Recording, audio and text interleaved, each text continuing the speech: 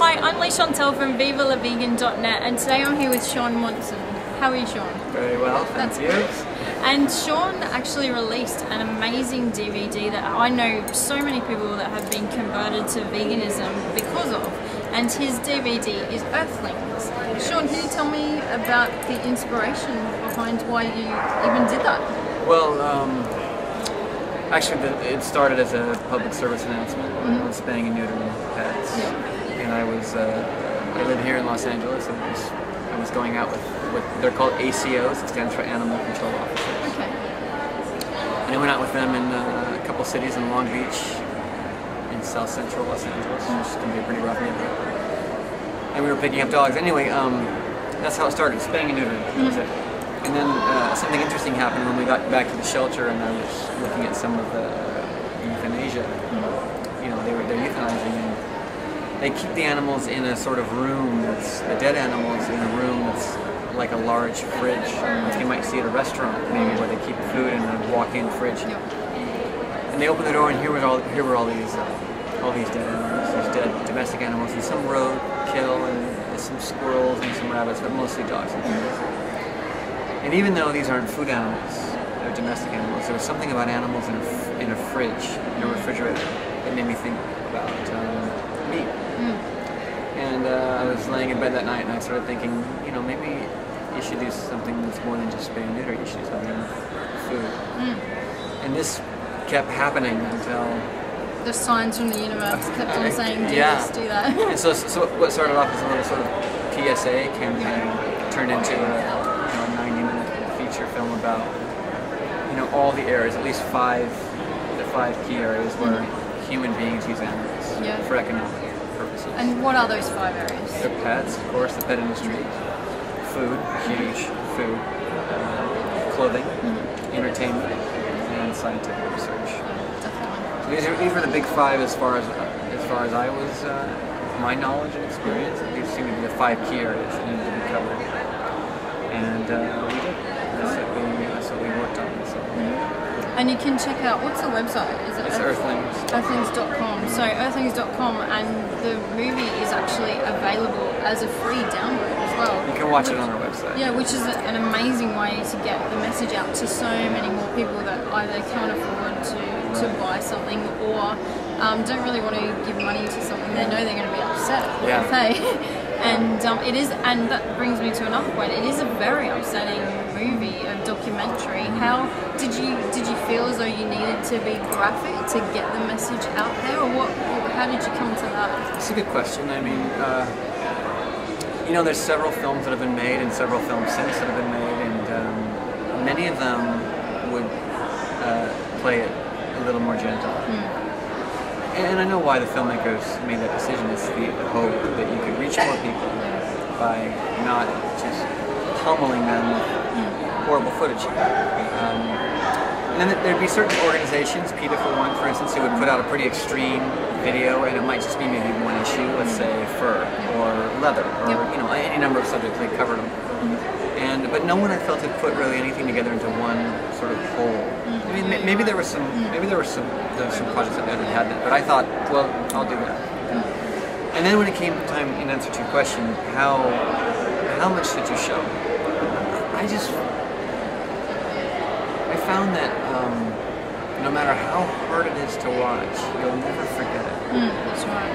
And if you water it down a little bit, or if you protect the viewer from it, they might forget it. They might forget it. So, and it seemed to me that it's a documentary film, it's a non-fiction film. So how much truth do you want to take out of it? I mean, we were going to distributors at the end when the film was done. It was such a small budget little film, a crude little film really. And that one of the documentary distributors we talked to said, "Can you cut around?" And I remember thinking, no. This is a couple thoughts, right? One is like, why? You know, and then secondly, how much you're a documentary organization. How much truth do you want to not show? I don't get it. It's a non-fiction medium. So I sort of dug. The more people resisted it, the more it was funny. Not to be spiteful, but the more I was like, no, I'm not. You're seeing it. If you're gonna watch this, it's because you are a seeker. You Yeah, are a it's true. searcher. Exactly. If you're not a seeker or a searcher, for lack of a better term, then go eat fried chicken and drink soda and watch TV. You know, I mean, you have that prerogative. You can do that if you like. You know, and then we can kind of try to cater to you and say, hey, you know, while you're eating your chicken wing and you're drinking all that sugar, you know, maybe you might want to.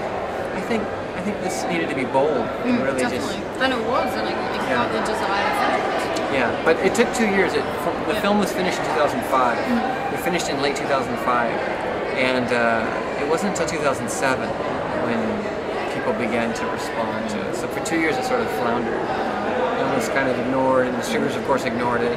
They loved Joaquin. He'd just done this Johnny Cash movie called Walk the Line that same year, and they were like, "Well, you narrated a documentary. Let's just grab it." And they saw it, and they're like, "You cannot release this movie. It's not really that marketable, is it? There's no. In fact, they said there's no audience for this film, which was discouraging. And for a couple of years, I thought they were right. For 2 years, I thought, wow. You know, it was funny. Not to sort of go overly in putting myself into it, but it was. I felt like it, you know, failed. Not only failed to educate anybody, but to even have a positive effect for the animals. Like no worthy service was done by this, and the film financially devastated me because I put everything I had into it. And so there's a little bit of sort of a depression after that. Just felt like. So it was good when when 2 years later it began to pick up, and to this day it's now 5 years old, almost, and it's still being viewed, which goes to show that those distributors were incorrect. There are audiences that will, there are people who will see this. And you should be very proud of yourself, Shaun, because I know so many people that have become vegan from this movie. Like out of so many people say, this made me go vegan or this made me go vegan, but that's the one constant that I've heard from so many different people. But what that really is that it's nothing to do with me, truthfully. What that is that they saw that footage. Whatever got them to look at that screen while that footage was showing in it, and it spoke to them like it would most people. So it's who's the author? Matthew Scully, who wrote a great book called Dominion. He has a great line in the book where he says that when we say it in the movie, in the end of the movie, when we wince at the suffering of animals, that feeling actually speaks well of us. It shows that we're still compassionate. So if you can get people to look at this sort of thing, it's the footage that does it. And one time I was editing and I was looking at it and I had a counter and I was trying to count how many animals died in the running time. The movie's 94 minutes long. What did you get? And I got almost 500. And it's not that they're all killed on screen, but there scenes where just massive dumps of like seals are dumped into a ravine, and I'm like, I don't know, that's 100, 200. So it was hard to calculate how many animals were actually killed, but I figured in your average slaughterhouse in America, it's about 400 head an hour. Wow. So an hour and a half, 500. I mean, that movie. Watching that movie is almost like watching an hour and a half. It's that ratio is the same. So for what that's worth. You've got a new documentary you're working on called Unity. So tell me about that. How does it differ, or how does it? Well, there's a hint. There's a hint actually. I actually haven't seen this anyway before, but you'll catch. So here's the very exclusive. exciting. If you look at the cover of Earthlings, there's a leaf, and then there's a cow, and there's actually Joaquin's face. So it says nature, animals, humankind, human connection. And this is a hint that there are 3 films. One film about nature, which we haven't made yet. One film about animals, which is Earthlings. And one film about humankind, which is Unity. And so Unity is this. Unity takes off right where Earthlings left off, because Earthlings is trying to say, hey, humanity, these are expressions of life. They're indigenous to this planet. Yes, they look different from us. They have hooves or horns or what have you, but they're Earthlings and they have the right to be here just as much as you do. They're not aliens from some of this place. They are indigenous to this planet. And so I started thinking about it after. I thought, instead of making another movie with more footage, which you can go get, and put a sort of composition together, why don't you make something as a sequel that asks viewers why they perceive things a certain way. In other words, why do they cultivate love here for this expression of life? For instance, the family, the neighborhood, the community, the village, the tribe, the nation, your favorite sports team, whatever. Why do we cultivate empathy and love here? But then over here, total apathy. So And where's the cut? where is this? It's almost like there's a border to our love and compassion. There's a distinctive border where it's this far. And I started thinking, well, this is very interesting if you think about this, because we have 88% of the planet is religious and all combined religions. Say what you like about organized religion. Most people affiliated with organized religion are trying to better themselves in some way, or they wouldn't bother. They wouldn't. Why go to church? You know, why do whatever the ritual may be? So there's 88% of the planet who's religious. You have all this technology, all these self-help groups, all these 12-step programs, and yet there's still this empathy here, total apathy there, and that was the root of unity. It was like, you know what? We need to make a picture that is so logically, with such reason, appeals to the viewer that you have to look at it and really say, oh my God, of course. But you know, not to drone on about it, but just this last comment, that most people come by it honestly because society is that way. We live in a society that is, like in this country, in America, for instance, are you Democrat or Republican? What side are you on? People are followers, aren't they? Well, you know, it's a bit of a herd mentality, to use an animal euphemism. I mean, so you have this, you have racial differences, you have religious differences, you have political differences, you have sexual orientation differences. So people are constantly putting up those, and we call it duality. Yeah. It's duality, and so people come by it honestly. I think they come by it honestly. So when you bring forth this idea of non-duality, of unity, at first it's almost like it's puzzling at first, because you have to stand for something, which means there's an opposite. And the idea of this movie is there are no opposites. It just is. I mean, what are you going to say about the black widow spider? It's an earthling. It's indigenous. You know, don't get bit by it, okay? But to condemn it for being what it is ridiculous. And then to kill it. I mean, someone said to me once, I can't remember where I heard it or where I read it, but I thought this was fascinating. Our compassion is based primarily on what we look like. So, for instance, you might initially, although you're rather progressive because you're here and you're into this sort of thing, but you're a white woman, so you might say, oh, I'll identify first with other white women or white people. And then as soon as you begin to step away from that, a different ethnicity, and then you get all the way down to a sea urchin, which looks nothing like you, or a cockroach, and we have, our compassion is dwindled step by step because they don't look like us. Now, you have this, now, take this one step further. This earth, nature is multitudinous in its creation. So you have rhesus monkeys and mold and tigers and lions and all these different things.